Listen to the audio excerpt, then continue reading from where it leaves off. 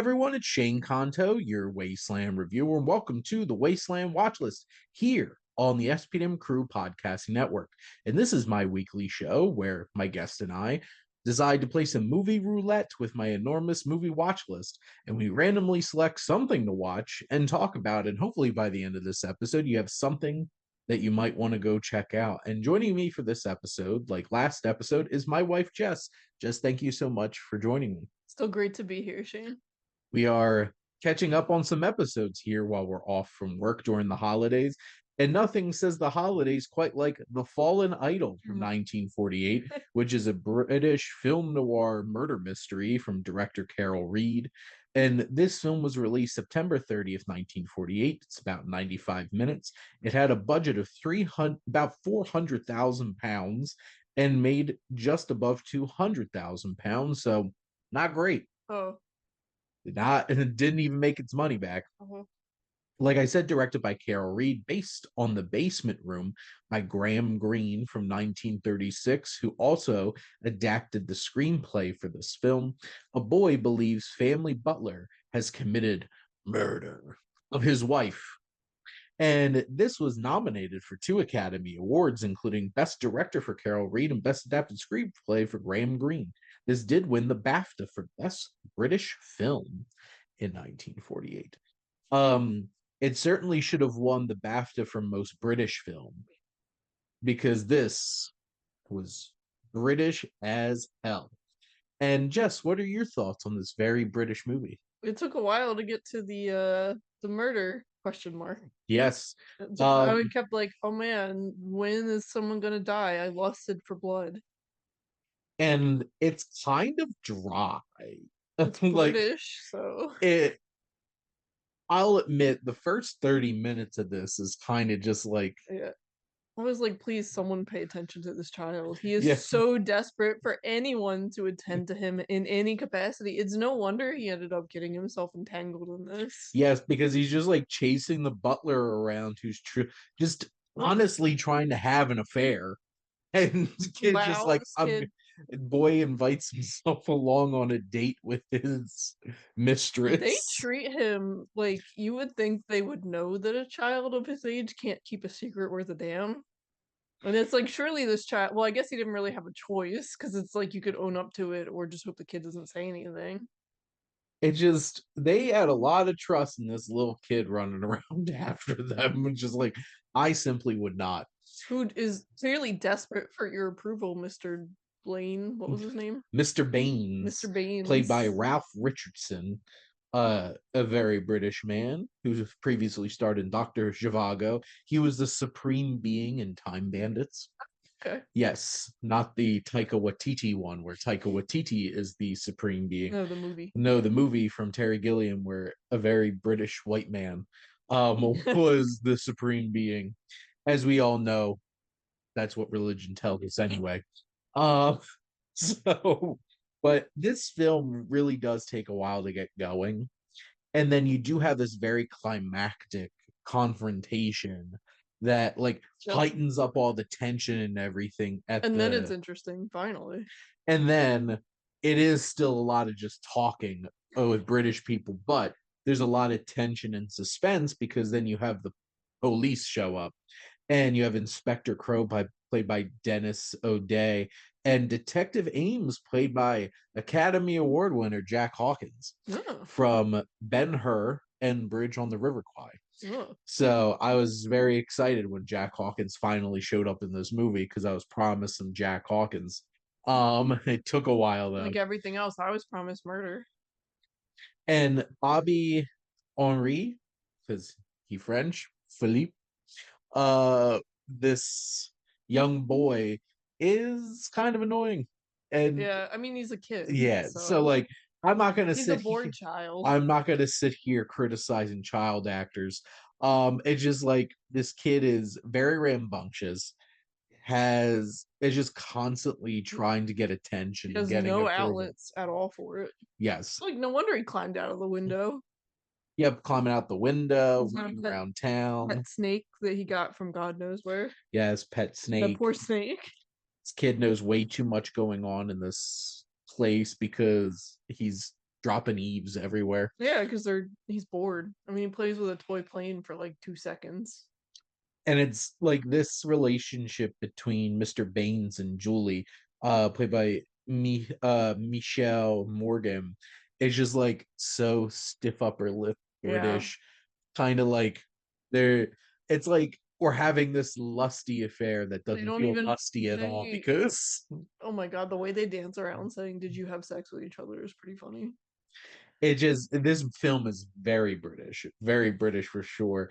And Carol Reed, who previously directed The Third Man, Oliver, and like you could definitely I definitely got that vibe that this had a lot in common filmically with The Third Man, because there are some very interesting sequences in this film, in particular when Philippe starts running through the city away from Oh yeah. what happened, and the shadows, the angles, just the lighting of everything feels like the city on foot chase from The Third Man. And I'm like, Mhm. this is definitely hitting on like the same kind of vibe. And I guess this was the precursor for The Third Man because this came out a year before. Oh. So I guess he was practicing.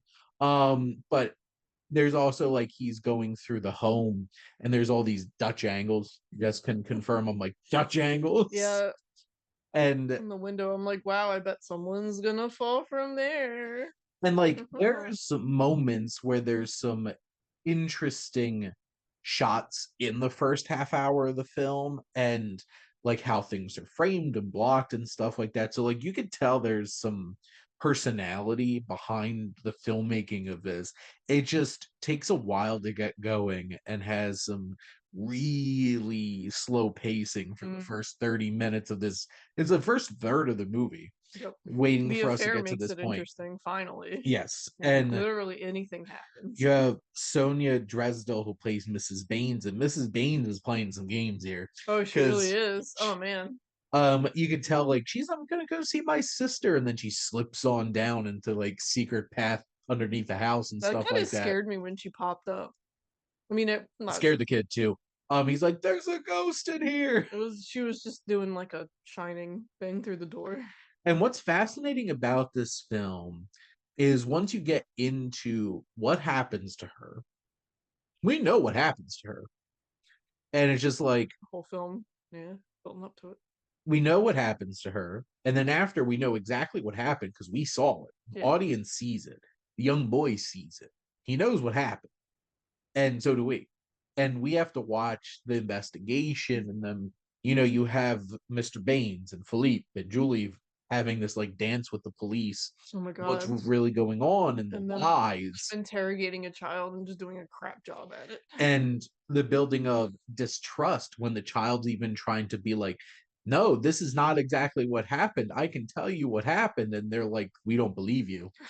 And it's very interesting that the film takes it in that direction in terms of thematically of like, hey, we don't trust. Like, if you build distrust, it's like Boy Who Cried Wolf. Yeah. Because, like, this boy knows what happened and is desperately trying to tell the cops by the end, and they just want to wrap this shit up. Yeah, they're like, "Whatever, everything fits together." Which then it begs the more like a moral quandary of like, is this exactly what happened? No.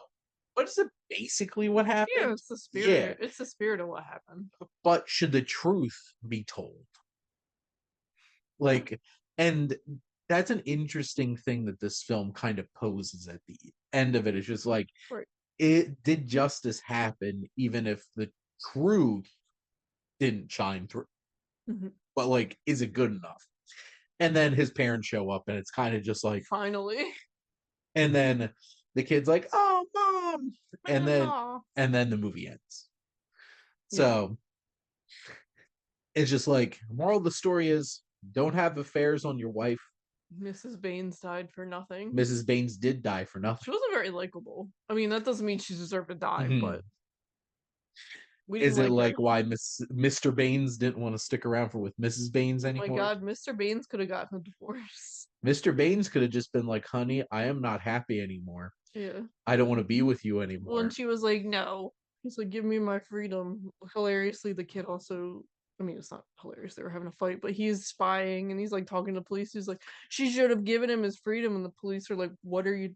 What are you talking about?" Well, and that's the interesting thing of like the your eyewitness to like this whole entire situation as a child, and this film navigates that in an interesting way that like the police are not receptive to like even listening to this child. They do bring in a translator, which I thought was fun, or an interpreter, because the kid's clearly fluent in English. Yes. And they brought in like a child psychologist, I guess, who did basically nothing. That's a dream job right there. Just come in and do nothing and get paid. I'm sure they're paying him a ton of money. There's a lot of people in society that do that, Jess. Join me for more career tips. What's interesting is you have just a quick side note, Jeffrey Keane and Bernard Lee, who are a couple of like the smaller detectives. Bernard Lee was M in James Bond from Oh. like the first Bond movie until like the 80s. Hmm. So, and then Jeffrey Keane was also in Bond. He was the Minister of Defense Oh. for the British All Empire. British people look the same to me. Men. So British men. a lot of British character actors in this movie for sure. But Jess, do you have any other thoughts on the fallen idol? Nope. This kid idolized Mr. Baines and then realized Mr. Baines wasn't a great guy. Shane had to explain to me that the idol was a person, because somehow I missed that. Mr. Baines was the idol, and he certainly fell in the eyes of our poor boy Philippe. But those are our thoughts on the fallen idol. Jess, thank you so much for coming on and chatting about this very British movie with me. You're welcome. And maybe one day we'll watch the sequel, The Fallen Idol 2, a very British sequel. Oh my god. Uh, there's no sequel. That was just a joke. I hope you enjoyed that. But thank you all for listening. Make sure to like, comment, and share on this episode. Have you seen The Third Man, which is a very interesting film that kind of builds off of this thematically? And also, what are some of your like really British movies that you're just like, wow, this is so British? But also, make sure to follow, subscribe wherever you listen to your podcast. The SPM Crew Podcasting Network has a lot of great content, whether you're talking about movies or television, sports, whether it's talking about comic books or physical media. We just have a lot of great things going on here on the SPM Crew. So make sure to check us out. And if you like our logo, check out High Flyer Creative if you have any digital branding needs. And most importantly, thank you as always for tuning in and supporting the Wasteland Watchlist here on the SPM Crew Podcasting Network.